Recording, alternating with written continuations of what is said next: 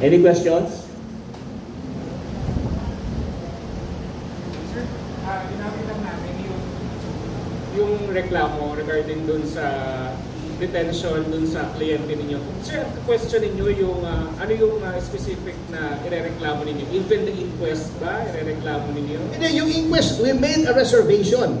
During the inquest, we manifested our objection to the inquest on the ground that the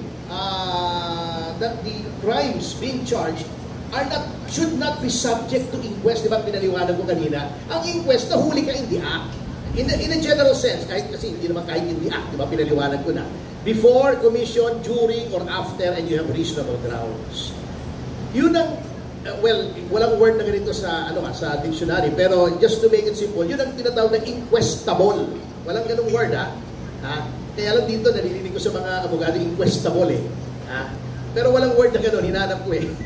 Yun ang subject to inquest. Yung mga yun lang, ito hindi. Ngayon, kung tingin mo may obstruction of justice, you get persons who have personal knowledge of the elements of the alleged crime, you have them execute an affidavit, you file it before the prosecution office issues a subpoena to the respondent, giving him or her time to file a counter affidavit, magre-reply affidavit yung complainant, magre-rejoin their affidavit yung respondent, thereafter the prosecutor has 60 days to come out with a resolution either dismissing the case or finding probable cause, in which case an information will be prepared, filed in court. The judge within 10 days will make a determination independent of the prosecution as to whether or not there is probable cause to hold the accused for trial. Then she will issue a warrant of arrest.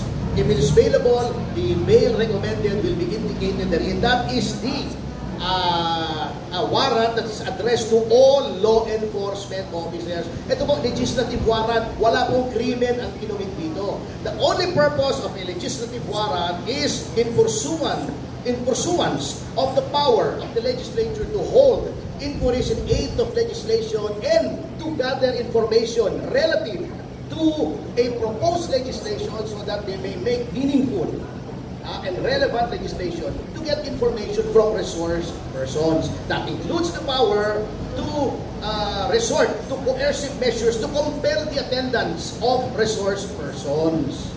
Yun lang yun, walang krimen, para lang hindi ka pwede mag-refuse. Paano kasi, in fairness sa legislation, paano kung walang gusto mag-testify?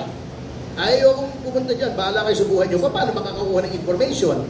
Hindi naman eksperto lahat ng mga nasa Senado at saka nasa House. Hindi naman sila may personal knowledge ng mga facts. Yun lang po yun. It is a process to compel people to give information towards making a law, hindi para parusahan. Sinabi na rin ng Korte Suprema sa Neri, case of Neri, sa Balag, the legislature is not a trial court, it is not an investigative body.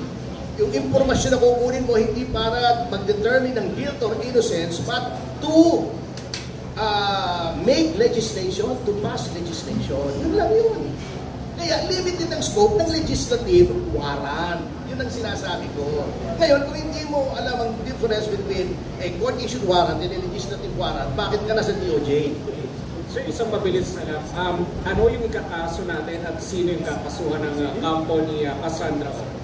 Pinag-aaralan po namin kasi talagang NBI. Alam nyo, atin-atin lang. Hindi naman alam ng ibang tao, no? Talagang very apologetic sila. Tingin ko alam nilang mali eh. Palagi ko kaya nga dinurn over na eh. Kasi paulit-ulit ko sinasabi, kahit sa ibang interviews, mga bossing, wala kayong warrant. Ano ginagawa niyan sa NBI? Diba?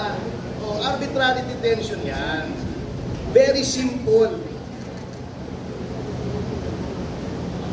May follow pa? Chili.